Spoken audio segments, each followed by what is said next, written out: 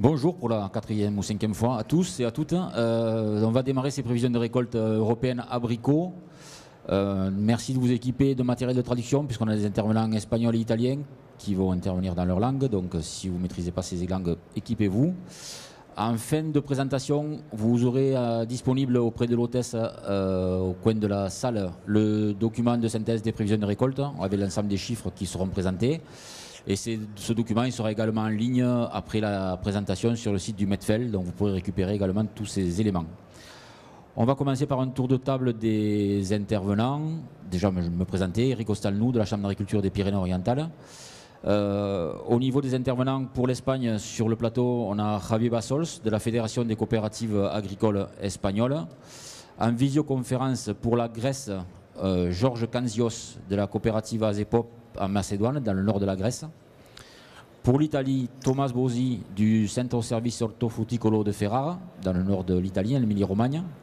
Et deux intervenants pour la France, Bruno Darnaud, président de l'AOP Pêche et Abricots de France, et le local de l'étape, Jean Prats, producteur d'abricots, les vergers bio de Véronique, à Rivesaltes, dans les Pyrénées-Orientales.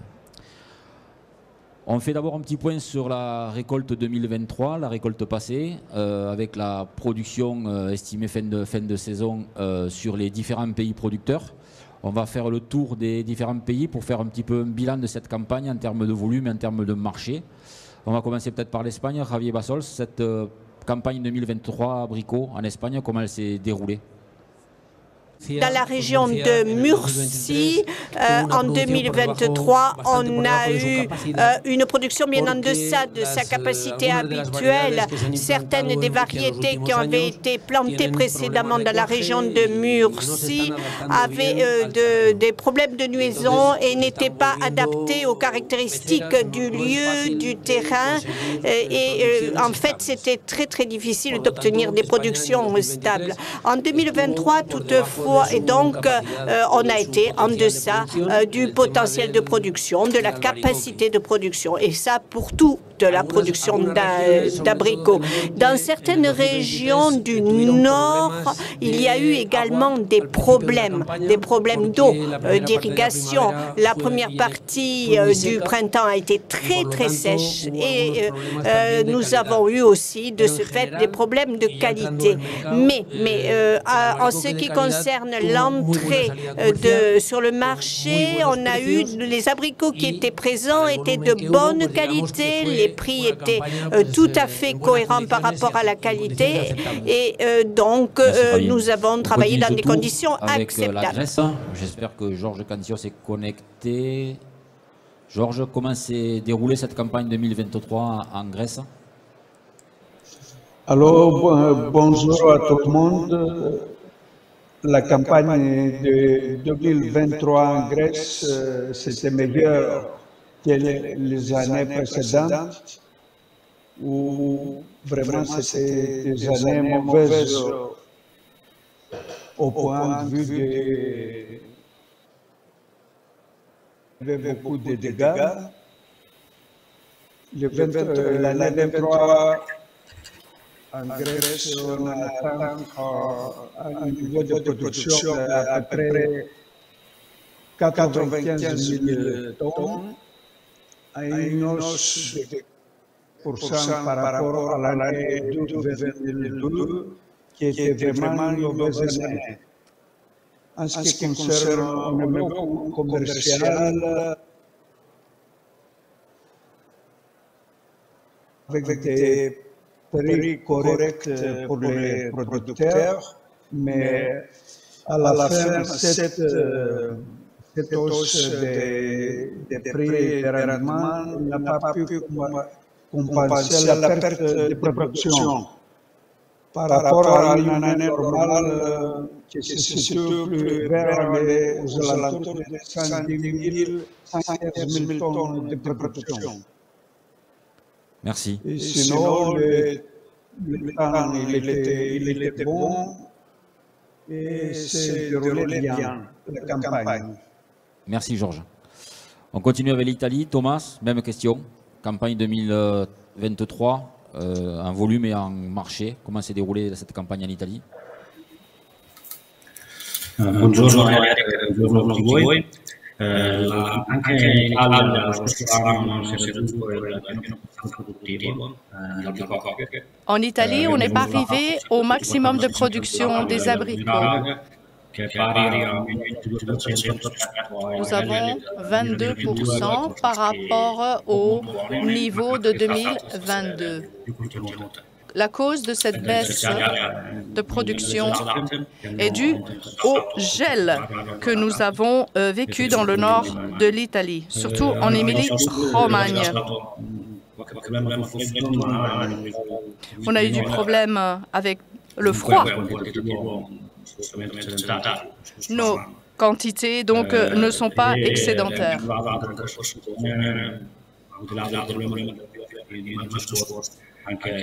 Au mois de mai, on a eu des problèmes de pluie. Par rapport au marché,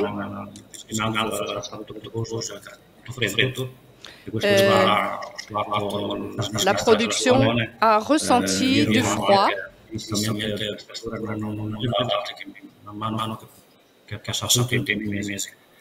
Bon, retour sur 2023. Alors, ce qu'il faut se rappeler, c'est que l'année dernière, au Medfay, on avait une grosse inquiétude, c'était la sécheresse. Et puis finalement, on a eu un mois de mai très pluvieux. Et de ce fait-là, on va dire qu'on a été au-dessus de nos prévisions, parce qu'on était 20% au-dessus, et qu'on a eu un volume assez important en abricots, donc sur 2023.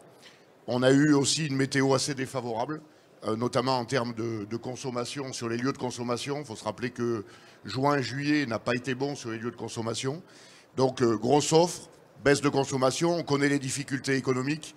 Et de ce fait-là, on a eu un marché malheureusement très compliqué, avec des baisses de prix tout au long de la saison et surtout un marché qui s'est encombré dès la deuxième quinzaine de juin, avec des stocks assez importants. Donc, on va dire que ça a été quand même une saison assez médiocre au niveau des résultats, au niveau de la production. C'est sûr que le taux de renouvellement en abricot, l'année 2023 ne va pas l'encourager. Mais voilà, on va se retrouver, on va en reparler ensuite en 2024. Mais année quand même assez médiocre, bonne en volume, mais malheureusement mauvaise en termes de commercialisation. Et surtout une consommation qui n'a pas été au niveau qu'on l'espérait. Mais encore une fois, la météo a joué un rôle très particulier. Autant il a fait beau dans les zones de production, on a eu peu d'aléas. Par contre, sur les zones de consommation, ça a été très compliqué, notamment en juin et juillet. Jean, peut-être pour compléter, on parle de sécheresse dans le département des Pyrénées-Orientales. On est les premiers, aux premières loges, on va dire, de cette sécheresse. Bonjour. Oui, donc c'est vrai que ça fait 2 ans qu'on est dans une situation très particulière sur le Roussillon. On a eu l'année dernière, on a atteint des volumes qui étaient corrects de production, mais par contre on a eu des gros soucis de calibre avec beaucoup de petits fruits qui étaient liés aux restrictions d'irrigation et à des problèmes d'accès à l'eau. On a de nombreux forages en fait sur la plaine de l'Agly qui sont secs, donc on a pas mal de mortalité sur certains vergers. Et bon, en fait, on a maintenu les arbres sous perfusion avec l'irrigation, mais ça n'a pas été suffisant pour avoir des calibres corrects. Donc on a eu une production, on a eu du volume, mais en termes de calibre, ce n'était pas satisfaisant. Ok, on va parler de la situation, voir comment elle a évolué pour cette campagne 2024. On fait le tour des pays en parlant maintenant justement de cette campagne 2024 avec l'Espagne. Donc rappel 2023, les différents bassins de production. Le plus gros bassin de production, la zone de Murcia qui était en déficit significatif l'année dernière. Et le développement de l'abricot dans la vallée de l'Èbre, que ce soit en Aragon ou en Catalogne, avec du potentiel qui augmente ces dernières années. Javier, la campagne 2024, elle se présente comment?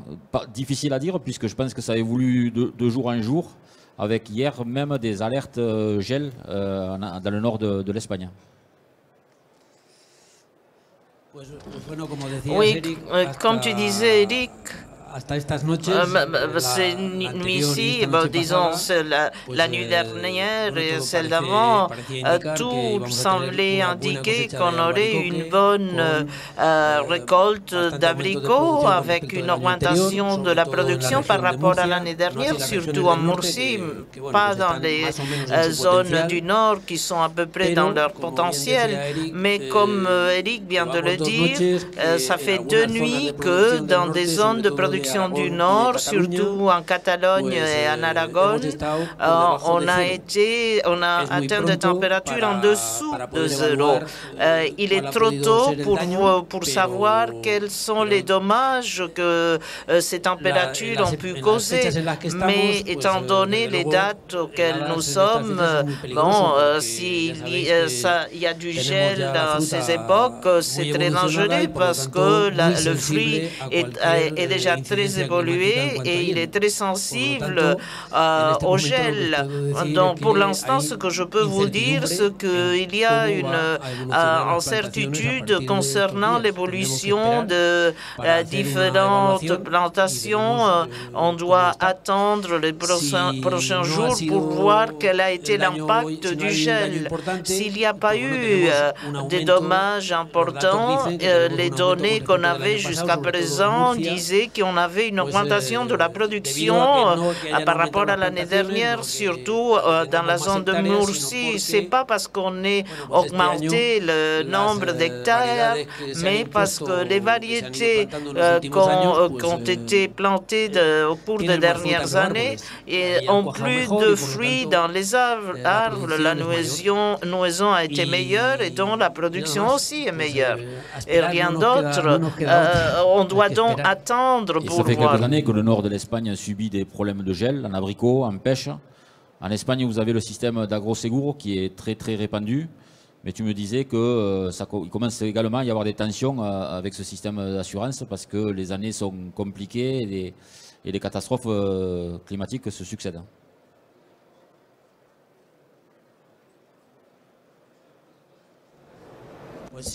Oui. Il est vrai que ça fait plusieurs années qu'on a des problèmes, surtout dans la zone nord, à conséquence du gel. Et si on fait un peu l'historique, pendant les dernières 25 années, pendant 20 années, il n'y avait pas eu de gel dans la zone du nord, surtout en Catalogne et en Aragon, qui sont les deux zones les plus importantes concernant le fruit noyau. Mais on ne sait pas exactement pourquoi. Ça peut être le changement climatique ou parce qu'on est rentré dans un nouveau cycle. Dans les 5 dernières années, il y a des zones, par exemple dans la province de Lérida et aussi à Huesca, disons en Aragon. Pendant les 5 dernières années, il y a eu 3 années où il y a eu beaucoup de gel. Et quoique en Espagne, on a un système, un réseau d'assurance pour la production qui est très bien développé et aussi avec des indemnités importantes, avec du gel qui continue. On met beaucoup de pression sur ce système et on va voir, on ne sait pas. On espère que cette année, on puisse donner des prévisions de fruits à noyaux qui soient importants et qu'on n'ait pas de problème avec le gel. Mais au jour d'aujourd'hui, on ne peut pas vous dire grand-chose de plus. Donc effectivement, les chiffres que nous vous présentons sont des chiffres qui ont été arrêtés fin de semaine dernière, vendredi. Donc ils ne prennent pas en compte éventuellement les dégâts qui ont pu avoir lieu hier et ce matin, puisqu'on a annoncé des températures entre -1, -3, voire -4 dans certains secteurs de Catalogne et d'Aragon. Donc effectivement, comme le disait Javier, au stade auquel sont les fruits actuellement, ça ne peut pas ne pas laisser des traces sur la production. Donc on fera les comptes en actualisant les prévisions de récolte en fin de mois. Sur ces données, donc hors potentiel gel, l'Aragon qui a une production proche de celle de l'année dernière, qui avait l'année dernière pas non plus été impactée par des problèmes climatiques, et bien au-dessus des moyennes des 2018-2022, où là on avait eu 3 années avec du gel. Donc un potentiel à peu près normal de la production d'Aragon, qui est sur le même calendrier variétal que le sud de la France à peu près. Même combat pour la Catalogne avec à peu près les mêmes valeurs, autour de 12 000 tonnes de production prévues en Catalogne. Mais comme je vous le disais, région d'Alcaraz, région de Lérida, qui ont eu du gel ces dernières nuits. Donc il faudra voir quel impact éventuellement a pu avoir ce gel sur ces données de fin de semaine dernière. Castilla-La Mancha, donc c'est la suite de la production de Murcia quand on remonte un petit peu sur la meseta vers le centre de l'Espagne, on monte un petit peu en altitude, dans des zones un petit peu plus tardives et avec des risques de gel un peu plus significatifs. Donc a priori, à fin de semaine dernière en tout cas, pas de gel signalé, donc un potentiel de production autour de 10 000 tonnes qui est à peu près normal. La surprise de cette année, c'est la région de Murcia avec l'année dernière une production très déficitaire. Pas spécialement de gel, mais des problèmes de nouaison, des pluies importantes également au moment de la floraison. Et Murcia qui semblerait, d'après les données fournies par la Fédération des coopératives espagnoles, revenir plus ou moins à son potentiel de production. Ce qu'il faut signaler également à Murcia, c'est une avance de maturité importante, puisque ça fait une dizaine de jours qu'ils ont déjà démarré la saison, alors qu'en principe, ils démarrent à la date du Medfel en général. Là, ça fait une dizaine de jours que les récoltes ont déjà démarré et la commercialisation a démarré. Donc il n'y a pas spécialement d'évolution du verger, mais c'est plutôt a priori, d'après les données de la Fédération des coopératives, une augmentation de la charge des arbres et de la production prévue. Donc au bilan pour l'Espagne, si la région de Murcia augmente, l'Espagne augmente, puisque c'est la principale zone de production. Donc on revient sur un niveau de production proche du potentiel, pas complètement au niveau du potentiel, mais proche du potentiel espagnol, avec à peu près 130 000 tonnes de production prévue, une augmentation de 46% par rapport à l'année dernière et de 29% par rapport à la moyenne des années précédentes. Vous aurez tous ces chiffres dans les documents qui vous seront distribués également sur le site du Medfel. Dans la cartographie de la production espagnole, avec la région de Murcia qui revient sur son niveau de production normal, le double de l'année précédente, et la production du nord de l'Espagne qui est sur les normes, encore une fois, sous réserve de modifications de dernière minute et peut-être encore non arrivées, puisqu'il y a encore peut-être du gel l'année prochaine. On continue avec la Grèce. On va demander à Georges Cancios de nous dire un petit peu comment se déroule la végétation actuellement en Grèce avec les prévisions pour 2024, aussi bien dans le nord, en Macédoine, que dans le sud, dans le Péloponnèse. Georges. Bon, la situation, c'est normal. On n'a pas eu des accidents climatiques jusqu'à maintenant. Il n'y a pas fait de gel. Et on attend une production à peu près similaire comme l'année dernière, même à une petite baisse de 7% par rapport à l'année dernière. Ça veut dire qu'on attend une production à peu près de 87 000 tonnes. Mais ce sera cependant des 13% de plus qu'à la moyenne des 5 dernières années.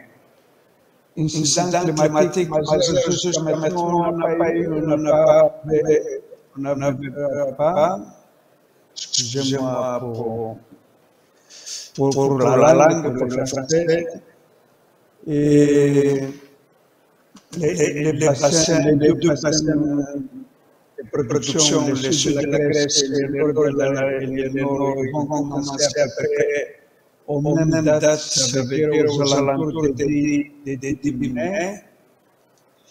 Et cette baisse de production s'explique par le manque surtout de variétés précoces. Et là, on peut l'expliquer par la manque des herbes de froid qu'on a fait près d'eau. Et voilà la situation. Mais c'est trop tôt de dire quelque chose pour l'évolution de la production. On ne sait pas le temps qu'elle va faire. Parce que déjà, le week-end dernier, il y en a des grêles la Grèce, peut-être où il a fait des dégâts. Et au niveau du verger grec, comment est-ce qu'il évolue? Est-ce qu'il y a une évolution des surfaces, aussi bien dans le nord que dans le sud? Il y a une stabilité de surface. Mais il y a un changement de variété. Certaines variétés, surtout des variétés précoces, qui étaient des variétés grecques, comme quelque chose, ils les arrachent et ils les remplacent par des autres variétés à flèches rouges. Et pour étaler dans la saison. Voilà. Merci Georges. Donc la production grecque cette année, comme le disait Georges, elle sera légèrement en recul par rapport à l'année dernière. Pas d'accident climatique majeur signalé, juste une baisse de 6-7% par rapport à l'année dernière et une augmentation de 13% par rapport à la moyenne des années passées qui était affectée là aussi par des phénomènes de gel, d'instabilité des surfaces et légère baisse, mais très proche du potentiel normal de la production grecque et une récolte prévue à partir du 10 mai.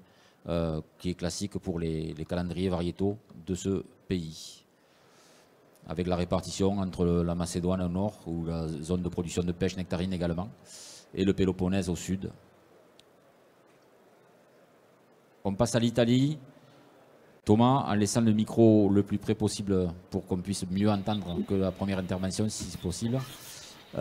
Comment se présente cette campagne 2024 en Italie ? Par rapport à notre saison en 2024, l'offre italienne est estimée à 214 000 tonnes, à des niveaux similaires à ceux de 2023. Et je parle donc des bassins de production. C'est un niveau en dessous du potentiel. Une partie de cette baisse et de cette situation est due aux surfaces qui se réduisent.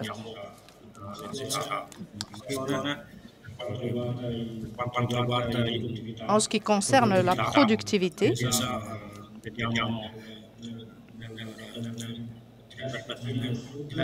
dans le sud, dans ces bassins, l'hiver a été tiède.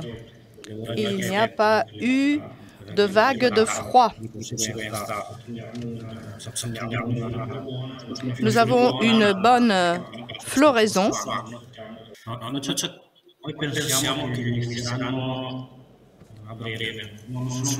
La récolte va commencer d'ici peu.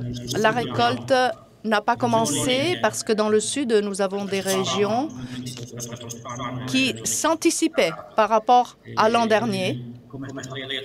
Et comme vous avez déjà dit, cette dernière semaine, nous avons eu des aléas climatiques. Le temps s'est aggravé. Et évidemment, ceci a eu des répercussions sur la récolte. Merci, Thomas. Donc, cette prévision 2024, comme le disait Thomas, on a un potentiel de production sur le nord qui revient un petit peu à la normale, avec une production autour de 75 000 tonnes sur l'Émilie-Romagne, supérieure à celle de l'année dernière et à la moyenne des années précédentes. Et la grosse zone de production au sud, par contre, elle, qui est à cause de problèmes d'hiver, manque de froid, problème à la nouaison, présente un potentiel de production en dessous de celui de l'année dernière, autour de 120 000 tonnes, ce qui donne une production globale italienne très proche de celle de l'année dernière, un peu moins dans le sud, un peu plus dans le nord. Donc 214 000 tonnes prévues, donc complètement stable par rapport à l'année dernière, et une baisse de 7% par rapport au potentiel, par rapport à la moyenne des années passées. Ce qui est signalé également par le CSEO, c'est depuis 2 ans consécutifs une baisse des surfaces en Italie. Donc les crises multiples climatiques qui ont survenu en Italie font qu'il y a un petit découragement, on dirait, de la part des producteurs, et une baisse de 4% par an depuis 2 ans, qui a bien sûr un impact sur le potentiel de production global italien, avec la répartition pour 2024, avec un retour un petit peu à la normale sur le nord de l'Italie, sur l'Émilie-Romagne, et une légère baisse dans le sud. On termine par la France. Bruno, comment se présente cette campagne 2024? Là aussi, une actualité brûlante, sans jeu de mots, avec un climat qui est compliqué cette année. Oui, alors on va être prudent sur la prévision parce que premier élément, c'est que de nombreux producteurs d'abricots sont en alerte pour la nuit qui arrive. Donc on va se préparer, même si la situation des météorologues est un peu moins alarmante, mais malgré tout, tout le monde se prépare à une nuit peut-être un peu compliquée. Donc on va croiser les doigts et on va parler avant cet épisode-là. Le deuxième élément qu'il faudrait bien noter, c'est que 2023 était une année de forte récolte. Donc forcément, l'abricot, on sait qu'il est plutôt un peu en alternance, donc on savait que le potentiel serait moindre. Et malheureusement, c'est rajouté un autre élément. Alors, on ne peut pas parler d'aléas climatiques, mais on va dire que malheureusement, notamment Gard, Crau, Vallée du Rhône, on a des variétés qui sont restées en rade, c'est-à-dire qui ont eu peu de fleurs ou pas de fleurs, soit qui n'ont pas de fruits du tout. Je pense à la variété Bergeron, notamment, qui est bien placée en Rhône-Alpes, où là, malheureusement, il y a très peu de récoltes. Donc ça veut dire que c'est des éléments un peu qu'il faut prendre en considération. Donc c'est pas du gel, c'est peut-être également, il faut noter qu'on a eu un mois de mars quand même très particulier, puisqu'on a eu près de 200 mm d'eau sur la floraison. Et ça, c'est des choses qui, à mon avis, n'ont pas aidé, mais on va creuser un petit peu ces éléments-là. Donc on a une situation qui est très hétérogène d'un producteur à l'autre. Ça, c'est un point important. Hétérogène en plus dans les régions. Et donc aujourd'hui, on estime qu'on aura un potentiel très impacté, au moins de 30%, peut-être 40% si on reste pessimiste par rapport à l'année dernière, mais on le rappelle qu'était une grosse année. Et lorsqu'on regarde un peu le calendrier de récolte, ce qu'on peut dire, c'est qu'on avait une quinzaine de jours d'avance. La période de froid d'aujourd'hui va peut-être nous ralentir un petit peu, mais on reste en avance, ça c'est le premier élément.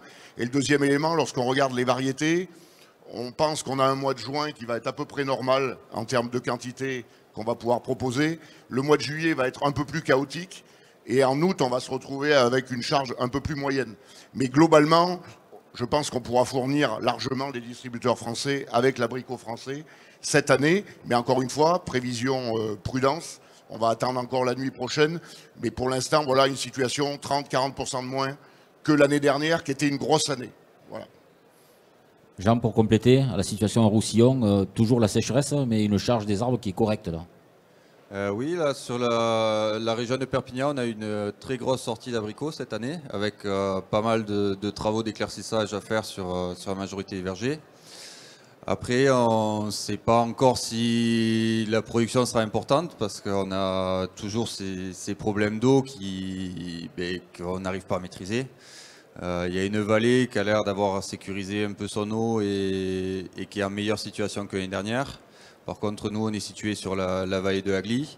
Et là, on repart sur des niveaux de nappe qui sont ceux de la fin de saison dernière. On n'a eu aucune recharge durant l'hiver. Donc, on n'est pas capable de dire si on arrivera jusqu'au bout de la récolte ou pas, quoi. A priori, les prévisions météo sont favorables puisqu'on dirait qu'il va pleuvoir la semaine prochaine. Enfin, il y a longtemps que la météo nous promet des pluies et elles n'arrivent pas. Peut-être que cette fois-ci, on croise les doigts, ce sera vrai. Mais ça serait salvateur pour les vergers parce que ça fait 2 ans qu'ils sont sous perfusion avec l'irrigation. Et on sait bien que des gouttes à gouttes, c'est pas suffisant pour nourrir une plante. Quelques grosses pluies feraient du bien et permettraient aux arbres d'arriver jusqu'au bout de la récolte. On va voir dans le détail cette prévision abricot 2024 française avec la région Rhône-Alpes, comme le disait Bruno, donc un potentiel de production fortement entamé sur les variétés type Bergeron, Berga Rouge à cause d'une complexité de facteurs. C'est toujours difficile d'identifier au niveau de l'abricot quelle est la cause précise. Alternance sans doute avec la récolte de l'année dernière. Pluviométrie importante, comme le disait Bruno, au niveau de la floraison. La réalité, c'est qu'il y a un déficit de production très significatif sur Rhône-Alpes avec 40 000 tonnes prévues contre 65 000 l'année dernière. Au niveau de PACA, là aussi, comme l'a dit Bruno, dans le Gard et dans l'Accro, on n'a pas un potentiel de production complet. Donc dans l'Accro, ça se retrouve. Donc un potentiel de production légèrement à la baisse. Signalé dans cette région, sur la région des Baronnies, l'obtention d'une IGP abricot des Baronnies. On nous a dit de le signaler, je le signale, pour cette campagne 2024. Et donc un potentiel qui est légèrement en dessous de celui de l'année dernière, dans l'Accro notamment. Et enfin, Languedoc-Roussillon, 2 bassins de production, le Roussillon au sud et le Gard au nord. Donc un Roussillon, comme le disait Jean, un potentiel de production normal, la charge des arbres est correcte, avec même un éclaircissage qui est assez significatif, tout le monde est au travail. Et en espérant que, comme l'année dernière, on est la météo qui nous accompagne un petit peu. L'année dernière, en mai-juin, on a eu des précipitations qui ont permis, sauf sur le secteur de la Glie, de passer correctement la campagne. Espérons que la météo nous accompagne également cette année et que ça nous permette de passer cette période. Au niveau de l'avance de maturité, Jean, toi qui es un secteur précoce, vous prévoyez les premières récoltes à partir de quand? Nous, on devrait commencer à accueillir les variétés précoces fin de semaine prochaine probablement, avec des petits volumes pour commencer. Et je pense qu'autour du 10 mai, ça va augmenter. Donc, au niveau global, au niveau français, donc une production, comme le disait Bruno, de 30% en baisse par rapport à la campagne de l'année dernière. Donc c'est des chiffres sans doute un petit peu peut-être optimistes qui nous sont fournis par les services statistiques de la DRAF. Les producteurs rhône-alpins pensent que peut-être on est en dessous. On verra par rapport à la réalité de cette charge en fruits. Donc 30% en dessous de l'année dernière et 13% en dessous de la moyenne des 5 dernières années, avec un potentiel de production précoce qui est plus ou moins normal. Ça va être un peu plus compliqué sur fin juin, du courant juillet, avec le déficit qu'on a cité sur les variétés de saison à Rhône-Alpes. Et par contre, des variétés tardives qui sont correctement chargées, où là, on finira la campagne plus normalement, on va dire. Donc Rhône-Alpes qui baisse fortement, PACA avec l'impact de l'accro qui baisse également, Languedoc-Roussillon, un peu plus d'abricots en Roussillon, un peu moins dans l'accro, dans le Gard, pardon.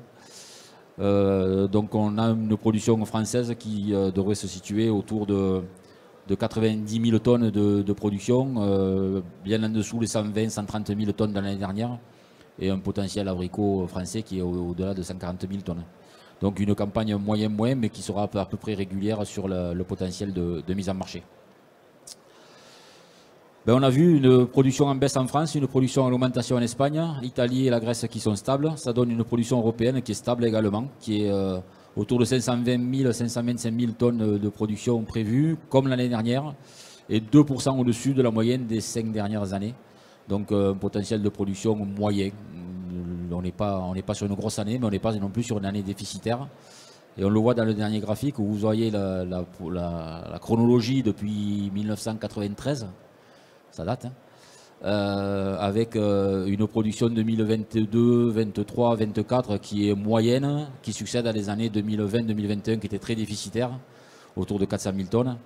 Et on revient à des années 2019 ou 2017 qui étaient, elles, très abondantes, autour de plus de 600 000 tonnes au niveau européen. Donc une campagne abricot moyenne, avec une Espagne qui revient un petit peu au premier plan, une France qui sera déficitaire, et Grèce et Italie, comme je le disais, qui sont sur les niveaux de production normaux. Avant de vous quitter, on va faire un petit tour, au moins avec l'Espagne et la France, sur la pêche. On vous présentera les prévisions de récolte européenne pêche nectarine à l'occasion des mardis du Medfel le 21 mai en visioconférence. Donc le 21 mai à 16 h, présentation des prévisions de récolte pêche nectarine. Et on va faire un petit tour avec Javier Bassols peut-être. Alors un mot à compléter pour Bruno Darnaud sur l'abricot avant qu'on passe à la pêche. Non, juste sur l'abricot, à la demande de Sabine Alary, qui est la présidente du comité régional Interfel Provence-Alpes-Côte d'Azur, juste signaler qu'il y a une nouvelle IGP en abricot, l'IGP des baronnies, donc qui vient rajouter, voilà, il y a des efforts qualitatifs et il y a des efforts importants faits par les producteurs. Donc je tenais à le mettre en valeur et Sabine nous l'a rappelé et on le fait avec plaisir.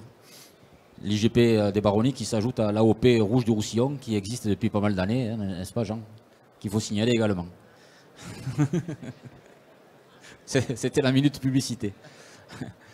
Donc Javier, peut-être un point sur la prévision de récolte, sans parler de chiffres, c'est encore un petit peu tôt, mais au niveau pêche nectarine, comment vous voyez la production en Espagne cette année? Jusqu'à présent, on voyait une production normale, ce qui était la capacité presque à 100% dans toutes les zones de production de l'Espagne, avec une très bonne floraison, sans problème de climatologie jusqu'à présent, sans problème d'eau non plus, parce que l'année dernière on les a eu, et de gel non plus jusqu'à présent. ans, on n'avait pas eu ces problèmes-là, jusqu'à présent, je répète. Mais on verra bien comment les plantations vont évoluer dans le prochain jour. On ne peut rien dire, mais je dois dire que je suis très préoccupé parce que les dates auxquelles on a ce gel sont ça tombe très mal et on verra bien. Comment ça se présente pour le moment? Pour l'instant, sur la pêche nectarine, il n'y a pas d'aléa signalé. Ça veut dire qu'on est clairement sur un potentiel avec la même prudence que l'Espagne, c'est-à-dire on va dépendre des prochains jours, mais pour l'instant tout se déroule assez bien et on aura un potentiel normal si le climat nous laisse tranquille dans les jours qui viennent. Merci. Donc en partant, vous pouvez récupérer le document des prévisions de récolte abricots auprès de l'hôtesse à l'accueil, rendez vos appareils de traduction et on laisse la place à l'AOP Prune qui va faire un travail de prévision de récolte anticipée, là aussi dans un contexte compliqué, je pense. Et je laisse la parole à Olivier Masbou pour animer cette table ronde. Merci. Rendez-vous le 21 mai pour les prévisions de récolte pêche nectarine à l'occasion des mardis du Medfel en visioconférence. Et sinon, bonne campagne à tous et à l'année prochaine.